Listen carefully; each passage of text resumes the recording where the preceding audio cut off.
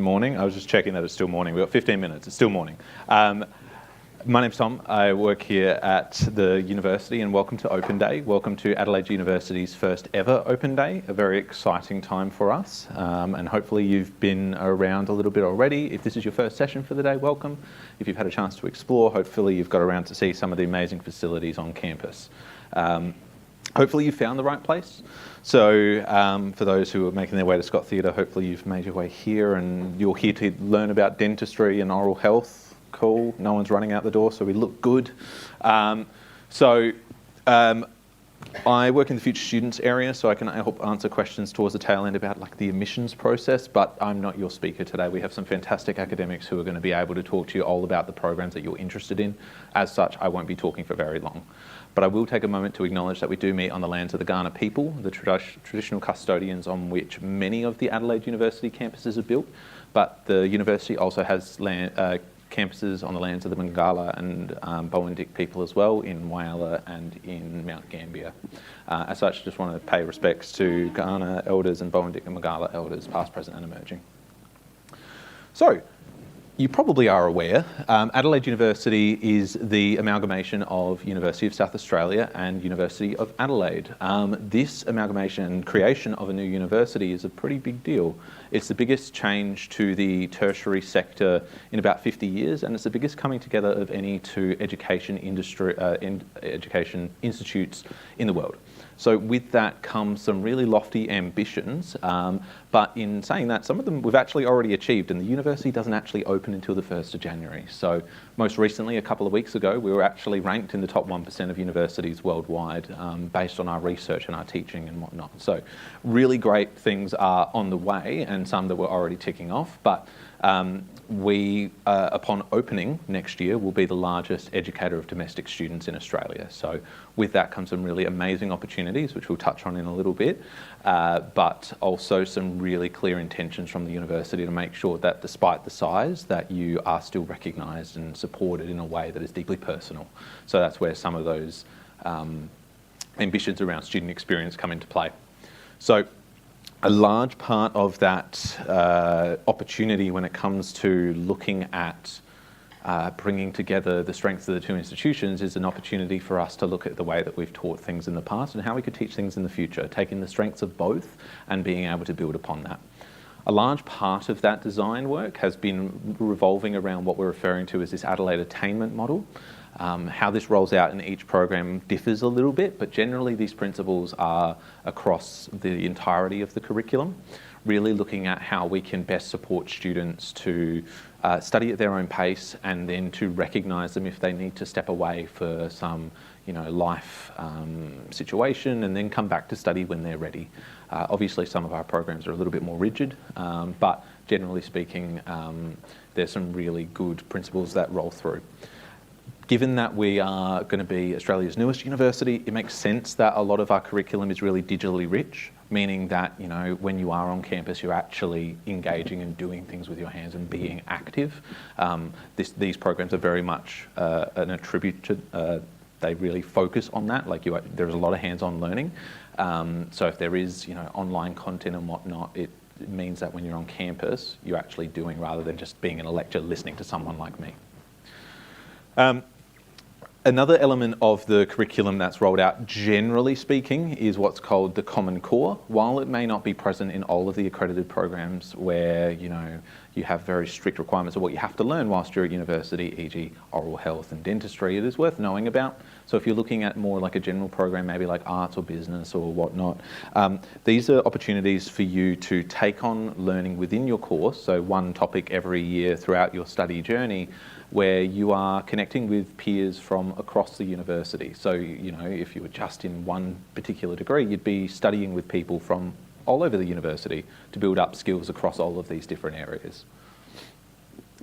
I think the last point actually from me is just the Adelaide Academy. So as I mentioned, we're going to be the biggest educator for domestic students in Australia. With that size comes relationships, right?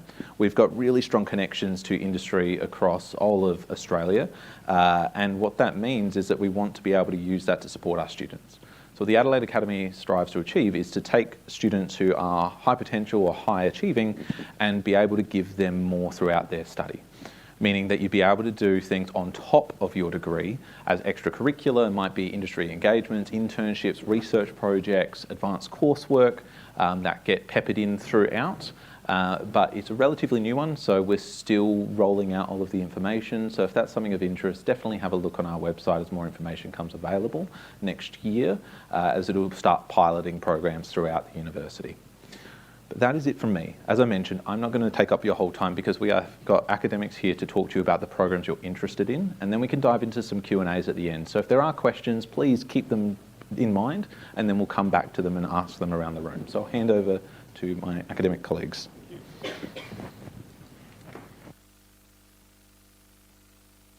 think it's still good morning, everyone. So my name's Richard Logan. I'm the Dean of the School of Dentistry. I'm joined today by Associate Professor Alan Broughton, who's our academic lead for undergraduate learning and teaching. And Alan will help answer some questions in the Q&A at the end of the presentation. So without further ado, we'll talk about the couple of undergraduate programs that we offer in the School of Dentistry. Obviously, there's the Bachelor of Dental Surgery, which leads to a qualification as a dentist. And there's the Bachelor of Oral Health, which leads to a qualification as an oral health therapist. So we'll talk about each of these programs separately and just give a bit of an idea about what each program involves, and it's all gone blank. Anyway, we'll make this up. There we go, it's back. Excellent. So Bachelor of Dental Surgery is a 5-year program. As I said, it leads to where did the thing go? I'll choose that. Leads to a qualification that allows you to register as a dentist with the, I've got it in my, I've hidden it. As a dentist with the Dental Board of Australia. So I guess there's a couple of things. There's some prerequisites you need to be aware of to do dentistry. You need to do 2 science subjects is in Year 12. Any one of, say, Stage 2 chemistry, maths, methods, specialist mathematics or physics or equivalent, plus any one of Stage 2 biology, earth and environmental science, chemistry or physics. The minimum ATAR that's been published is 90, but I would have to say that this is a pretty competitive program, so do the best you can and get the highest ATAR that you possibly can, because that's, as I said, it is very competitive. The things in dentistry, which I think is really important, is that you benefit from early clinical experience very, very early on in the program. I think that's really good, because it means that you get to do aspects of dentistry very, very early, so you get to find out what dentistry is about very early on. And dentistry is it was a 5-year program. It's a very focused kind of profession. So if you don't really like it, better to find out sooner rather than later. But I think if everybody really enjoys dentistry, I think it's a great thing too. There's lots of different aspects of dentistry that you can do. As Tom said, the dentistry program and oral health program are very much hands-on. You can't do dentistry without actually doing dentistry. You can't do that online. We have a lot of clinical placements throughout the program. They're either working within SA dental clinics in Adelaide. Also, you get to work in rural clinics, particularly in the final year of the program. At the moment, we send our students to Berry, Whyalla, Mount Gambier and Port Lincoln. But also, at the moment, there are opportunities to spend time in Tasmania and also in Canberra and New South Wales. So we also have a community outreach program that we run within the school to we provide treatment to patients who can't access dental treatment elsewhere through private practice or through government practice, people who might be homeless, people who might be have refugee status, all those sorts of things. And we have some fantastic facilities in the Adelaide Dental Hospital, which is down at the west end of Adelaide in the Health and Medical Sciences building. And also on this campus, we have the Dental Simulation Clinic. So that's dentistry. I guess here's a photo of the simulation clinic. So this is, we have 90 individual simulators. So each simulator is set up like a mini dental clinic. You have lights, bracket tray, suction, drills, everything you need to be able to do dentistry. And obviously you have a plastic head that doesn't bite. We also have 2 dental surgeries within the simulation clinic, so you can get used to the environment that you need to work in as a dentist. Yeah, so it's a very good way of actually developing clinical skills, developing those hands-on skills before you actually start to see patients in the clinic. And students doing dentistry and oral health work in this simulation clinic throughout their program. So it's not just something you do in first and second year, you do that all throughout the 5 years of the program. The dental hospital, as I said, is down in the Health and Medical Sciences building down at the West End. That's a 89-chair dental hospital. We get to work in that hospital. There's an oral surgery unit, there's specialist restorative unit, and as a student, you'll get to work throughout all those areas. So we've got some fantastic facilities. So dentistry, I think it goes without saying that most dentists are pretty well paid. It's a good job to get. And also, there's plenty of demand for dentists, so there's jobs there. A lot of people ask what the difference is between oral health and dentistry. I guess the main thing is, apart from 5 years versus 3 years, in dentistry you get to do the full range of dental treatment that's available. So you diagnose and provide some quite varied and complex treatments for a diverse range of patients. So it might be very simple restorative and preventative things through to complex crown and bridge, surgery, root canal fillings, all those sorts of things. And I think increasingly it's known that if you can improve your oral health, that has direct links to general health as well. So I think being part of a general health team is an exciting part of dentistry.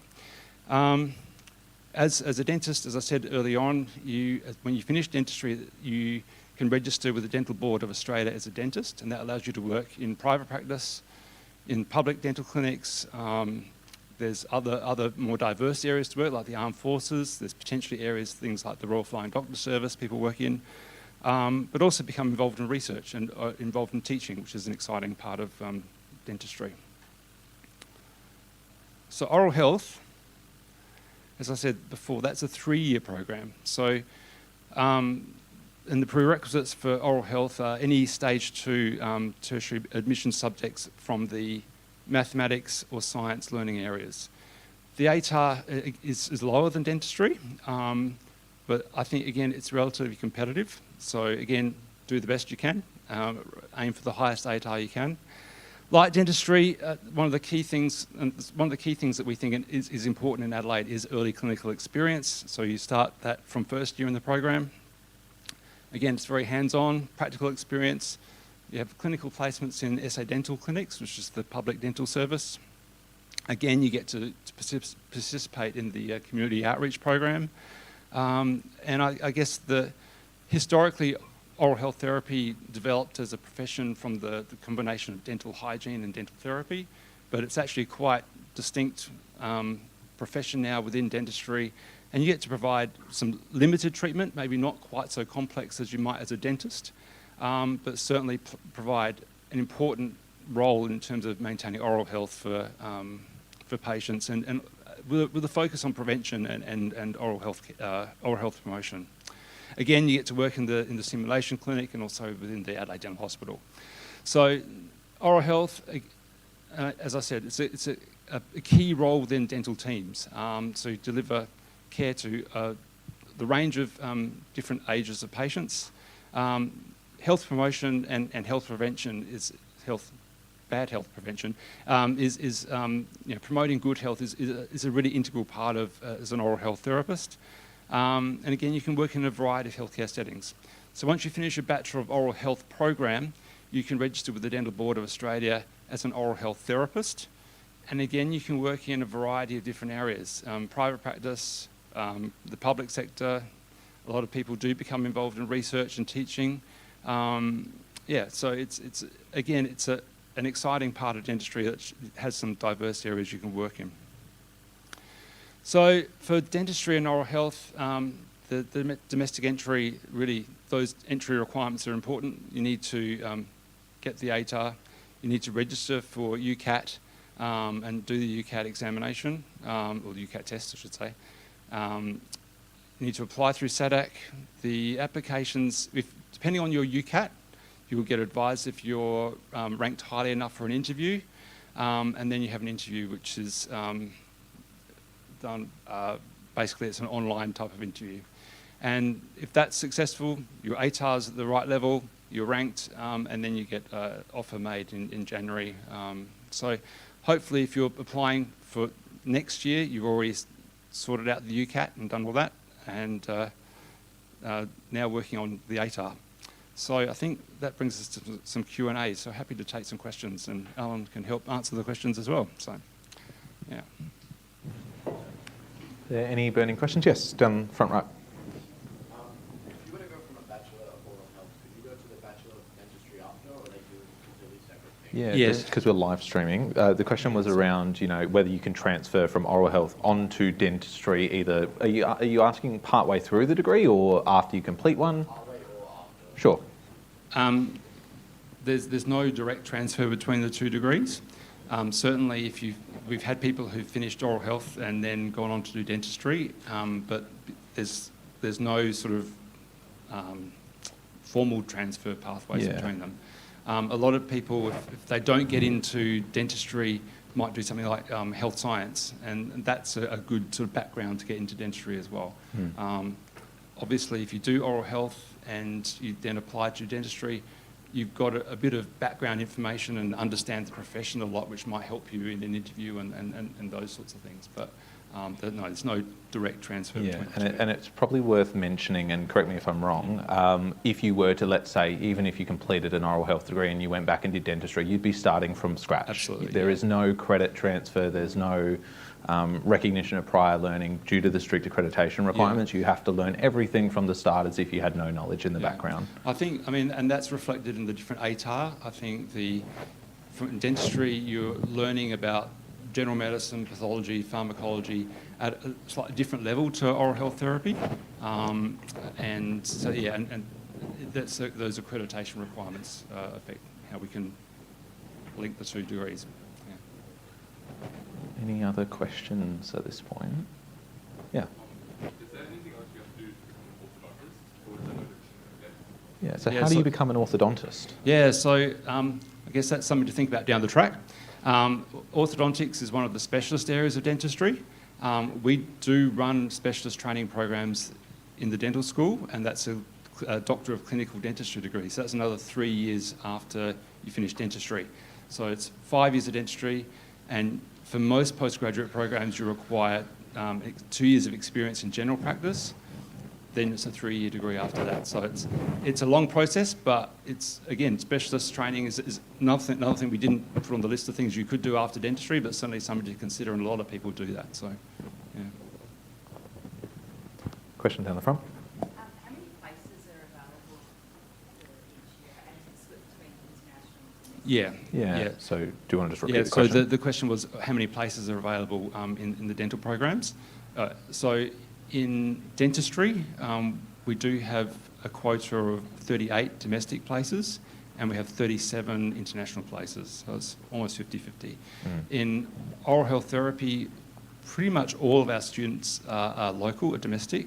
Occasionally we'll have some international students, and we do take international students, but there's less of an international market for oral health therapy than there is for dentistry.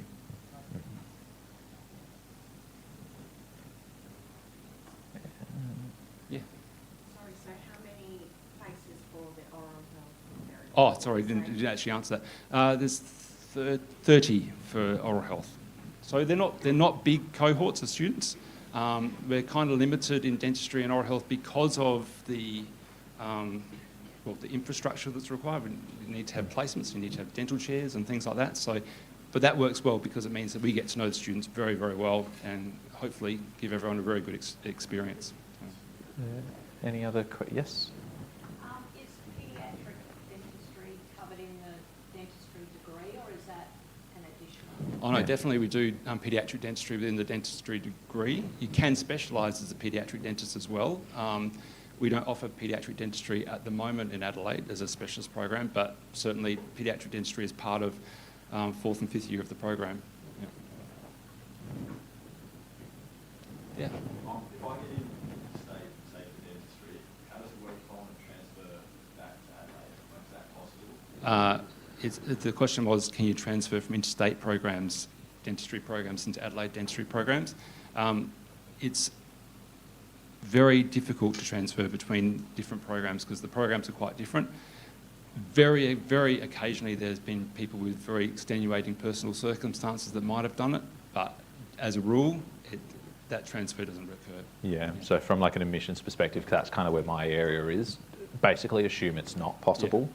Because as I mentioned before, anyone who applies for dentistry, it's not like you're applying to the dental school, you're applying via SATAC again. You are doing it with every school leaver, everyone who wants to study that program, so we consider everyone from first year. So assume it's not possible. Yeah, that's probably the best answer. Yes? So with the entry requirements, if say you go through the entry process, get accepted, but then for whatever reason you decide to have a year off in between, is there like a you defer the entry for a year or Yes. take that later? Yeah.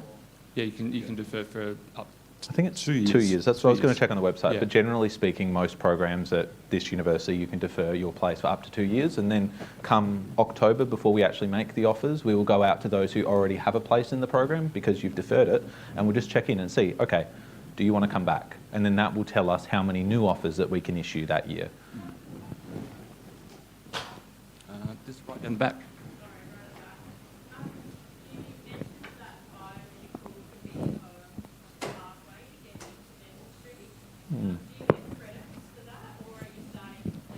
You're starting completely from scratch. Yeah. Again, it comes back to the accreditation of our programs, like medicine and nursing and those sorts of things. We're very quite strict on the accreditation side of things, from which leads to board registration. So we've got to make sure that we teach the program that we have to teach. So. And I can elaborate on the process. Yeah, so what that would be looking like, because we know that not all people who go into university come straight from high school. What that's called is higher education, like application status, like you'd be coming from a higher ed background is what it's referred to as. So what we do is once you've done more than 6 months of study at a university level, we can then, instead of using grades or anything else, we will use your university grades. So we would look at your grade point average that you've achieved over the duration of your study instead of an ATAR. So you are still doing the exact same process, but where it had like step 3 or something, where it said get the results you need, we're using those results instead. And if those results are not math or biology, is it still applicable? Yeah, so the question was, if you haven't met the subject prerequisites, can you apply? You will not be considered a eligible applicant if you have not met the subject prerequisites prior to offers being made. So if you were doing any recognised bridging courses, and there's more information about that on our website, or come chat to us in the study hubs, you can still apply so long as it's completed prior to offers being made, because it's just a checkbox exercise. Have you done it?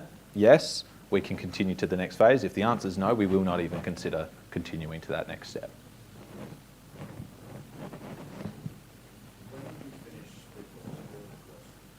After you finish the course, would you be given help to find a workplace after, or will you be given real life practice during your Yeah, what's the post-study employment rates and success rates with your students? Yeah. For those Everyone who gets didn't a hear, job. Everyone 100%. gets a prize. I mean, I don't know of any year where we've had people who haven't found a job. Employment rates are good for dentistry, particularly if you want to go to some rural areas or sort of areas maybe not in the CBD, I think. And that's always an exciting experience because you get a different experience from being in the CBD. Yet, both dentistry and oral health, there's good job opportunities for both of those careers. It's more of an individual, but certainly one of the things that particularly the dental students do is have a good relationship with the local dental association, and they have a recent graduates committee, and they also talk to final year students and put out information out into the profession so that to talk about who's interested in getting a job, where they want to go, what they're interested in doing for career-wise and those sorts of things. So there are supports out there, but not specifically from the school. So, yeah. Good. You mentioned earlier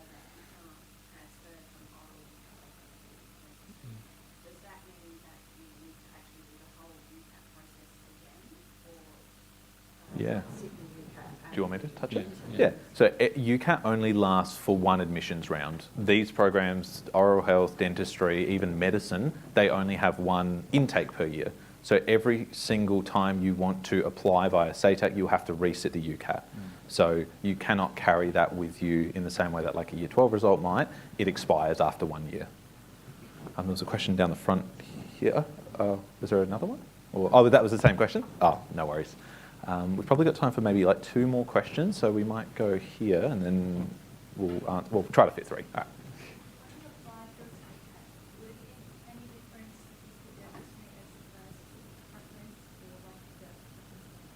Sure. So the question was about how do you order your SATAC preferences when you're applying for programs such as this. Regardless of which program you want to apply for, you put the preference that you want the most as number 1. They will look at that and say, can you get into that program? Can we make you an offer? Yes, great. No, let's go look at number 2, and they work their way down. So obviously put the one that you want as number 1 as number 1, and then backup options under there. So like the health and medical or the health and biomedical could be backup options. With oral health, there's also things with TAFE. Is that worth touching on? Yeah, so TAFE run a diploma, the qualification in dental hygiene, which is a 2-year program, and there is a pathway to get from that program into the oral health program from 2nd year. There's not a lot of places from memory, like 1 or 2. 2 places, yeah. But that is a pathway. Yeah.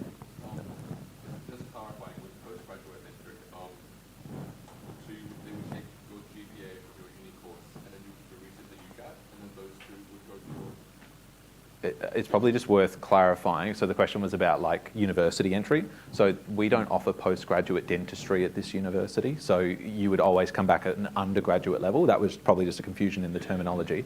But if you were applying as a higher education applicant, sure, once you've done 6 months of study, we would look at your GPA as that score, like the academic score is what it's referred to as. So that would be in place of. Does that answer your question? On top of UCAT, yes, because it's academic score, UCAT, and then interview are the 3 components that we assess for your rank. I think there was one question right at the back, and that might be our last one.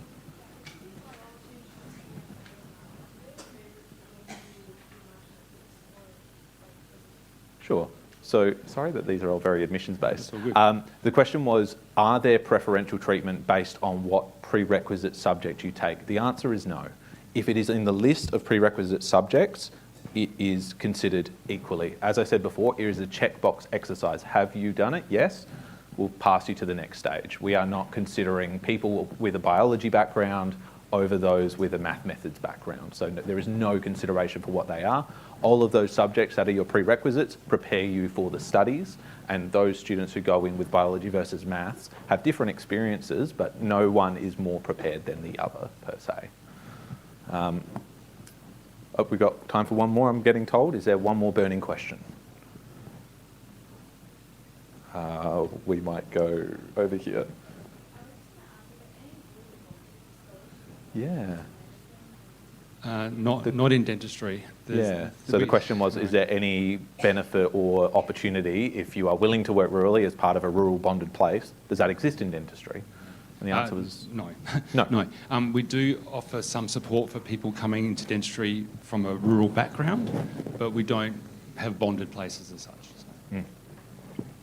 So despite that being the end of our time, that is not the end of the opportunity to ask questions. So we have a range of academic staff members and potentially even current students who are available to talk to you over in the Brookman Hall. Otherwise, continue to explore. We've got the dental clinic open on campus here, so definitely worth having a look at.